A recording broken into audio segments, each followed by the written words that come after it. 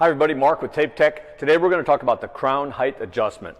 That dial here, we call the crown height adjustment dial, is located here. And what this dial does, it puts pressure on these two posts that in turn put pressure on this brass blade holder that holds the blade. And what that does is it controls how much material the box leaves on the joint or the wall. Okay, we have 5 numbers, 1 through 5. The first number, or no pressure on the dial, 0, has the most material. As we go up, 2, 3, 4, and 5, that's the least amount of material that will be left on the joint. And again, it puts pressure on this brass that holds your blade. So 1, it's not scraping much, it's very flexible, the blade. 5, it's very tight and it scrapes off most of the material.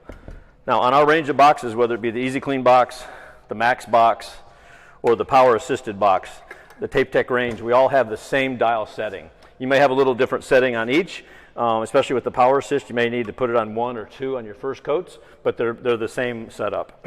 And to demonstrate what this looks like, I'm going to set the dial setting on 1, and we're just going to run this right here. And you can see on 1 we have quite a bit of material, so that's your first or your embedding coat.